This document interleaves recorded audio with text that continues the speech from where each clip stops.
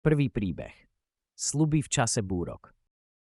Emma a Jack boli manželmi už 10 rokov, keď ich životy zasiahla nečakaná udalosť. Boli obrazom šťastia, pár, ktorý sa zdal mať všetko, dve krásne deti, naplňajúce kariéry a lásku, ktorú im priatelia závideli. Ale život má spôsob, ako skúšať aj najsilnejšie putá. Jedného chladného jesenného večera si Emma počas rutinného samovyšetrenia nahmatala neobvyklý hrbolček. Lekár potvrdil ich najhoršie obavy. Bola to rakovina prsníka. Správa ich zasiahla ako blesk z jasného neba. Emmin svet sa začal točiť a Jack sa cítil bezmocný, ale vedel, že musí byť pre ňu silný. Nasledujúce týždne boli vírom návštev v nemocnici, chemoterapie a emocionálnych výkyvov. Emma, ktorá bola kedysi oporou rodiny, sa cítila zraniteľná a vystrašená. Jack prevzal úlohu opatrovateľa, otca a živiteľa. Zvládal prácu a domácnosť bez jediného zaváhania. Napätie bolo obrovské. Hádali sa viac ako kedykoľvek predtým, ich nervy boli na prasknutie pod tlakom. Jednej noci, po zvlášť intenzívnej hádke, Emma vypukla v pláč. Prečo si ešte tu, Jack? Nepodpísal si sa na toto, vzlikala. Jack klakol vedľa nej s vlastnými slzami v očiach. Emma, prísahal som, že budem s tebou v chorobe aj v zdraví. Myslel som to vážne. Sme tím a prekonáme to spolu. Jeho slová, jednoduché a zároveň hlboké, im obom pripomenuli sľuby, ktoré si dali v deň svadby. Mesiace sa ťahali, ale postupne sa objavovali známky nádeje. Emmina liečba začala prinášať pozitívne výsledky. Pár našiel útechu v malých víťazstvách a vzácnych momentoch normálnosti. Začali medzi sebou otvorenejšie komunikovať, zdieľajúc svoje obavy a nádeje, znovu objavujúc hlboké puto, ktoré ich spojilo na začiatku. Jack začal brávať Emmu na malé výlety, aby jej zdvihol náladu, piknik v parku, jazdu autom, aby sledovali západ slnka, alebo jednoducho prechádzku po susedstve. Každý spoločný okamih mimo nemocnice im pomohol znovu objaviť radosť vo svojom vzťahu. Emmino zdravie sa pomaly zlepšovalo a deň, keď bola vyhlásená za bez rakoviny, bol dňom osláva úľavy. Ale čo bolo ešte dôležitejšie, vyšli z tejto skúšky silnejší ako kedykoľvek predtým. Čelili najtemnejším časom a vyšli z nich nie nepoškodení, ale neporušení.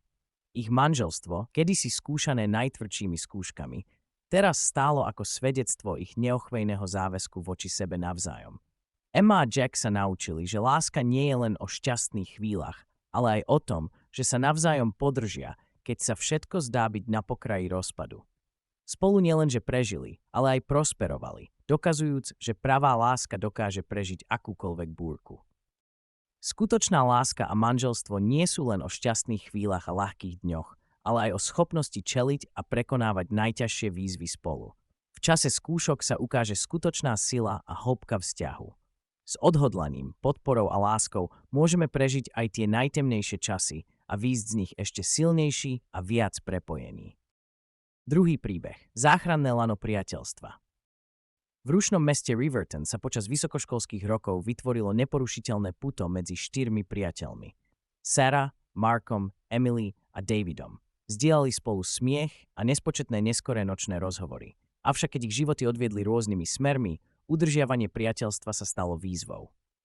Sarah bola slobodná matka, ktorá balansovala medzi náročnou prácou a výchovou svojej malej dcéry. Váha jej zodpovednosti ju často nechávala cítiť sa preťaženú a izolovanú. Mark, kedysi život večierkov, bojoval s temnotou depresie po strate práce. Emily, úspešná právnička, sa cítila uväznená v kariére plnej tlaku a túžila po jednoduchších časoch, ktoré kedysi zdieľali. David, majiteľ malého podniku, bol na pokraji finančného krachu a cítil neustály stres z udržiavania svojho podniku. Jedného piatkového večera, cítiac váhu svojich individuálnych problémov, sa rozhodli stretnúť v ich obľúbenej kaviarni, mieste plnom spomienok na bezstarostné dni. Keď sedeli okolo stola, známy komfort prítomnosti druhých začal zmierňovať ich bremená. Sarah bola prvá, ktorá sa otvorila. Cítim sa, ako by som vo všetkom zlyhávala. Sotva mám čas pre seba, nie to ešte pre priateľov. Oči sa jej zaliali slzami. Mark so smutným výrazom priznal: som na dne, odkedy som stratil prácu. Je ťažké nájsť motiváciu na čokoľvek. Emily si vzdychla. Možno som úspešná, ale som nešťastná. Chýbajú mi dni, keď bol život jednoduchší. David, prehrabávajúc si vlasy, priznal: môj podnik zápasí. Neviem, ako dlho to ešte udržím. Pri stole zavládlo ticho, keď vstrebávali bolesť druhých.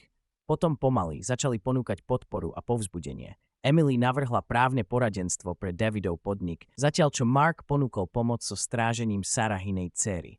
Sarah na oplátku pozvala všetkých k sebe domov na víkendový pobyt, sľubujúc únik od ich stresujúcich životov. Ten víkend sa stal zlomovým bodom. V teple Sarahinej obývačky varili, smiali sa a spomínali na vysokoškolské dni. Váha ich individuálnych problémov sa zdala ľahšia v spoločnosti priateľov, ktorí sa skutočne starali. Hrali stolové hry, chodili na dlhé prechádzky a rozprávali sa až do neskorej noci. Keď sa víkend chýlil ku koncu, uvedomili si, že aj keď ich problémy nezmizli, ich priateľstvo im dalo silu čeliť výzvam s obnovenou nádejou. Príbeh týchto 4 priateľov nám pripomína, že skutočné priateľstvo je záchranným lanom počas najťažších čias v živote. Nejde o to mať všetky odpovede alebo vyriešiť problémy druhých, ale o to byť tam, ponúkať podporu a zdieľať cestu. Nakoniec práve spojenie a porozumenie, ktoré zdieľame s priateľmi, nám pomáha prejsť životnými ťažkosťami a výjsť z nich silnejší.